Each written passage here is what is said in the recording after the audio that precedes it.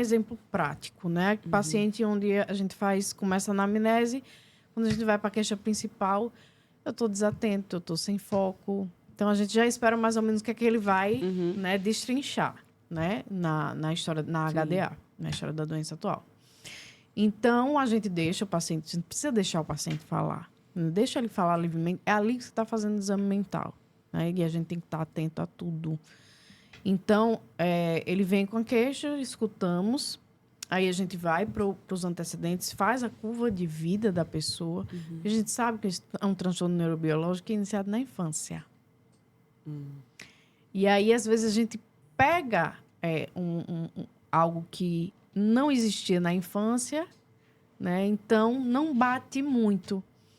Então, a gente começa a ver, a pegar situações quando eu entro, dos pacientes falar, depois eu entro, né?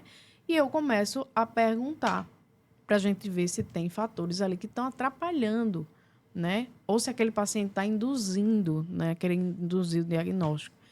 E, às vezes, acaba que ele confirma que ele tem uma ansiedade exacerbada, às vezes ele confirma que ele não tem uma qualidade de sono, né? Que ele não é uma pessoa que não tem hábitos de vida saudável.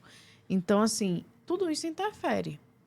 Então, a gente começa a perceber e aí, na prática, a gente dá a devolutiva para o paciente, porque é muito difícil na prática a gente ver um relato onde a gente sai perguntando, sai investigando e a gente vê um TDAH puro. É muito difícil. Já aconteceu? Já. Né? A gente também não pode esquecer que o TDAH ele tem gravidades, né? Ele tem... a gente tem que individualizar toda a patologia, a gente tem que ver de forma individual. Né? Cada pessoa tem o seu contexto, cada pessoa tem o seu fator temperamental, tem a personalidade, né? Tendo ou não um transtorno de personalidade. Então, são manifestações que a gente tem que olhar também pelo lado individual. Então, o passo é esse, a gente fazer uma boa anamnese, a gente vê se realmente a gente tem aquilo puro, dificilmente a gente tem. Então, vamos supor, na prática, a gente pega muito transtorno de ansiedade com a probabilidade de ser comórbido com TDAH. Então, o que é que eu explico ao paciente? Exatamente o que eu falei, já pincelei no início. Que a gente tem que primeiro tratar, né, um transtorno de ansiedade. Por quê? Transtornos de ansiedade, transtornos de humor, eles levam a prejuízos cognitivos. Então, pode se confundir. Né? Então, a gente tem que fazer essa psicoeducação com o paciente, né, nesse primeiro momento, para ele entender. Então, quando a gente fala que vamos esperar, vamos devagar, vamos por etapas, a gente vê que geralmente há uma contrariedade. Mas, no final, ele acaba entendendo. Porque se ali você estabelece um bom vínculo com o paciente, ele entende que você está fazendo o melhor para ele. Por exemplo, eu não vou chegar simplesmente fazer o que ele quer e colocar... Ele já chega, às vezes, falando... Não vou falar o nome comercial, mas já chega falando o nome comercial, né? Não seria bom uma prescrição de um determinado psicoestimulante? Não é bem assim. Outra coisa que eu sempre faço, né? E aí mexe no imediatismo.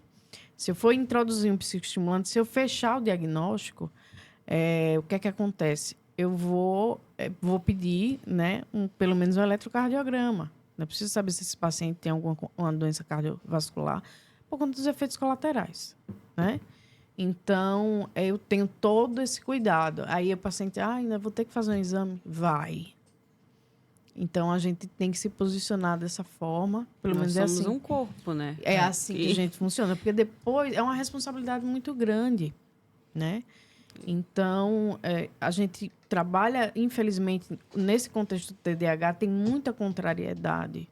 Né? O profissional vai, infelizmente, ter que contrariar aquele paciente que ele quer logo, né, o diagnóstico, ele quer logo sair com a receita, ele quer logo... E não é assim, né? E não é dessa forma que acontece.